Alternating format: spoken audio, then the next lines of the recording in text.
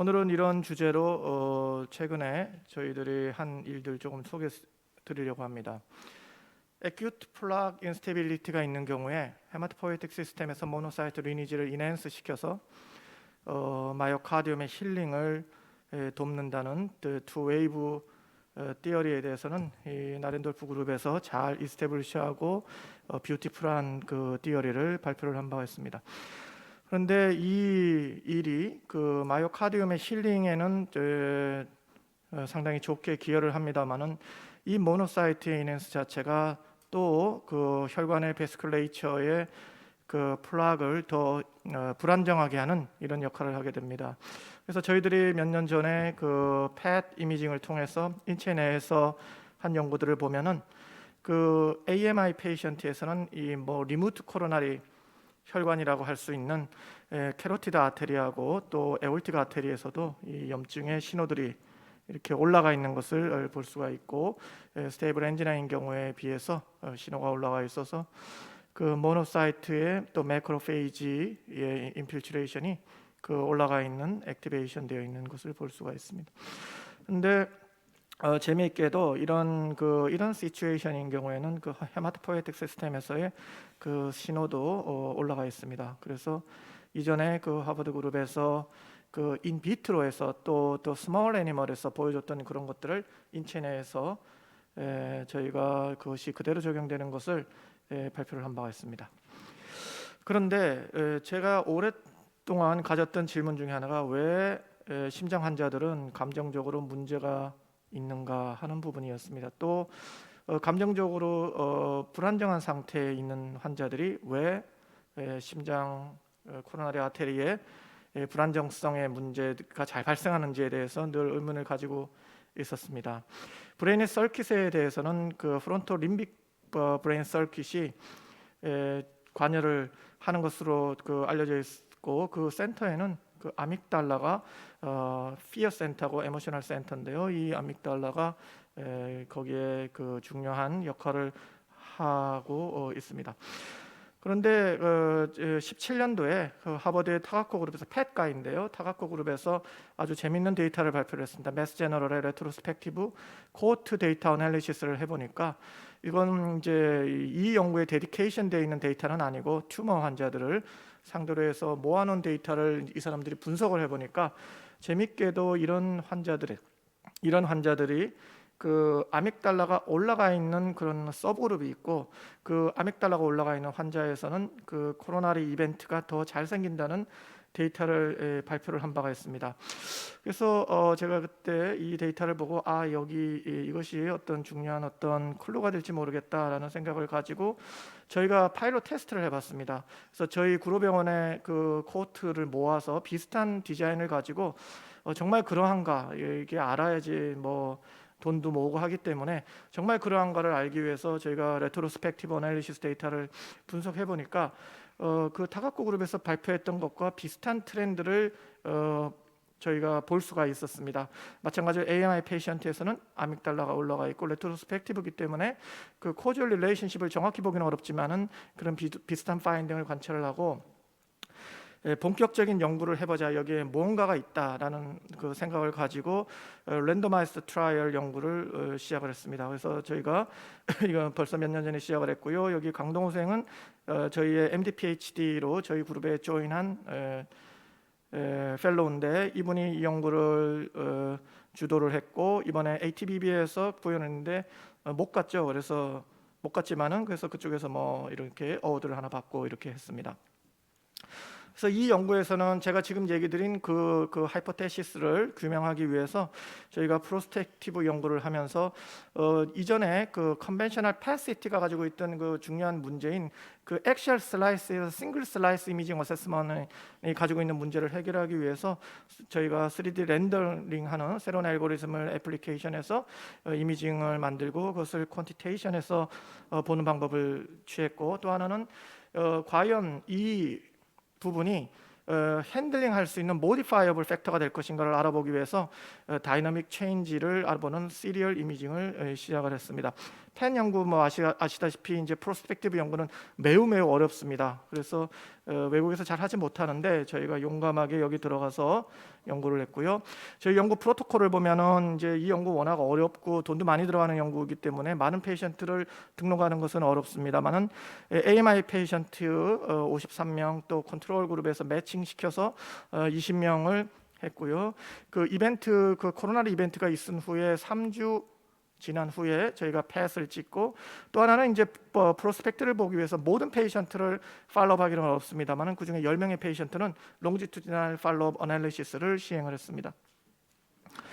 베이스라인 캐릭터리스트를 보시면은 뭐 예상되는 리즈너블한 결과였고요. 약물에서 조금 차이가 있고 또 이제 파라미터 중에 인플라메이터리 파라미터들 또 이즈크 프랙션 이런 데는 조금 차이가 있었습니다만 컨벤셔널 PET-CT의 시그널 어널리시스의 파라미터는 이렇게 저희가 규정을 했습니다. 그래서 아믹달라 액티비티하고 TBR 액티비티에서 SUV를 타겟팅하는 신호를 보기 위해서 TBR을 쟀고요. 캐로리라 아테리하고 에올타하고 또 그 헤마토포에틱 시스템의 액티비티를 보기 위해서 메로우의 신호를 봤습니다.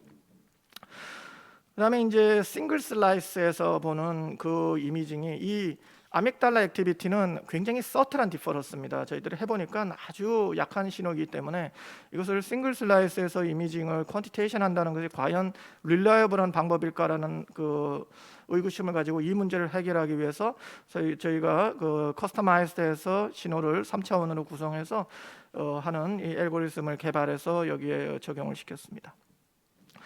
그래서 저희의 레프레젠테티브 그림을 보시면은 에큐트 스테이지의 AMI 페이션트에서 브레인에 있는 그 에모셔널 피어 센터인 그 아믹달라 액티비티가 올라가 있고 또 메로우하고 캐로리라 아테리하고 또 에올타의 라지 베셀의 리모트 혈관에도 이 인플라메이터리 액티비티가 올라가 있는 상태였고 이 신호는 컨트롤 그룹인 경우에 노 CAD 페이션트입니다. 이 환자에 비해서 현저하게 신호가 올라가 있는 것을 관찰을 할 수가 있었고 굉장히 재밌는 것은 이게 지난 다음에 6개월이 지나서 저희가 시리얼로 팔로우를 했더니 이 신호가 전부 줄어듭니다. 이게 컨커런트하게 그 인터링킹 돼서 신호가 같이 줄어드는 것을 관찰을 할 수가 있었습니다. 그래서 저희의 레프레젠테티브 그림을 보시면 이제 이런 이미징 그 퀀티테이션 데이터를 얻을 수 있었고요. 그것을 저희가 분석을 어널리시스 해봤더니 아믹달라 액티비티가 컨트롤 B에서 유의하게 올라가 있으면서 리모트 혈관의 인플라메이터리 액티비티인 캐로티드 아테리하고 에올타에서도 올라가 있고 메로우에서도 올라가 있었고요.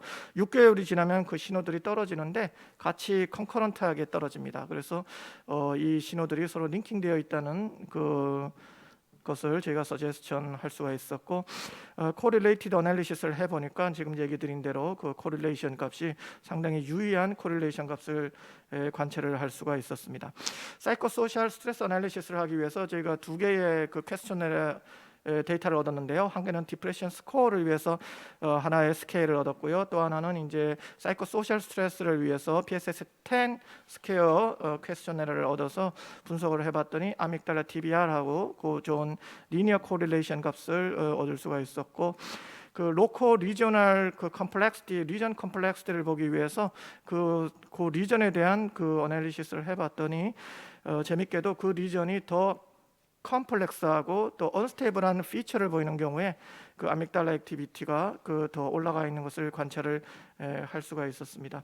그래서 멀티베리에이트 리그레션 어널리시스를 통해서 인디펜던트하게 이것이 영향을 미치는지를 알아봤더니 지금 얘기 드린 대로 리전이 컴플렉스한 리전 혹은 신텍스 스코어가 올라가 있거나 플로우 리미테이션이 있는 경우에는 이 신호가 올라가 있는 것을 볼 수가 있었습니다.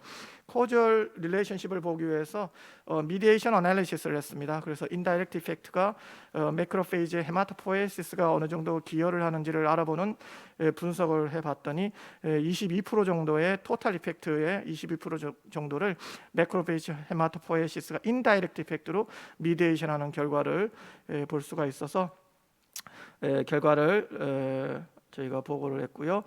그래서 저희의 그 서제스천입니다. 이게 이제 저희의 첫 연구 페이퍼긴 합니다만은 그 AMI 즉 그 플락의 인스테빌리티가 있는 에큐트 스테이지인 경우에는 그 헤마토포의 그 아믹달라 액티비티가 올라가 있고 이것이 올라가 있으면 그 헤마토포에틱 시스템의 링킹되는 모노사이트 리니지 인핸스를 통해서 플락을 더 인플라메이토리하게 하고 더 언스테이블하게 하는데 서로 크로스 링킹되어 있는 것을 서제스천했고 또 문제는 이제 이것이 어떤 한 그 코로나리 아테리뿐만 아니고 멀리 있는 혈관, 왜 판베스큘라하며 왜 판코로나리한지 여러 혈관에 동시적으로 작용하는지에 대한 하나의 그 하이포테시스 저희가 그 센트럴 더 상위 단계에서의 어떤 컨트롤하는 기여하는 부분이 있을 것으로 생각이 되고, 이것이 그 템포럴 체인지를 보이는 것으로 봐서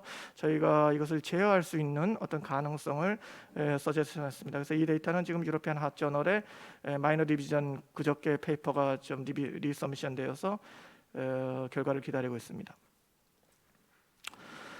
그래서 결론적으로 저희 연구는 지금 얘기 드린 대로 이제 브레인의 에모셔널 센트럴 그 뉴럴 액티비티인 아믹달라 포션에서 보이는 그 신호 체계가 플락 인플라메이션에 연관이 있는 것 같고, 이것이 특히 매크로페이지의 헤마토포에틱 리니지의 인핸스를 통해서 관여하는 것 같다, 이렇게 제가 서제스천했고요.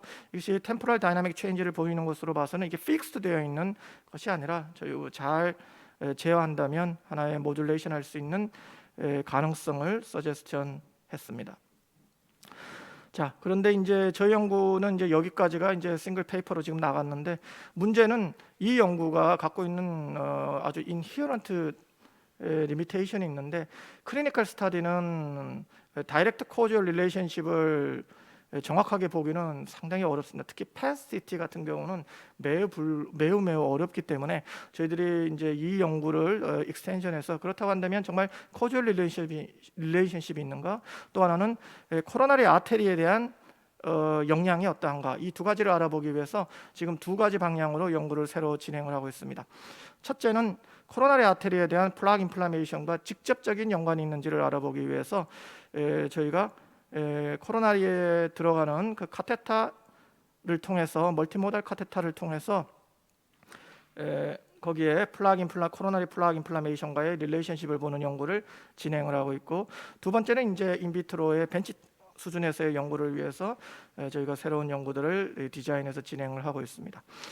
그래서 멀티모달 카테타인 경우에는 현재까지 이 펫 가지고 이렇게 이제 클리니컬 시츄에이션 갖고 추정해서 하는 연구를 할 수밖에 없는 이유가, 멀티모달 카테타가 아직까지 파퓰러에게 사용되지 않기 때문에 코로나리 아테리에 있는 플락 인플라메이션을 직접적으로 어세스먼트하고 볼 수 있는 방법이 현실적으로 전혀 없습니다.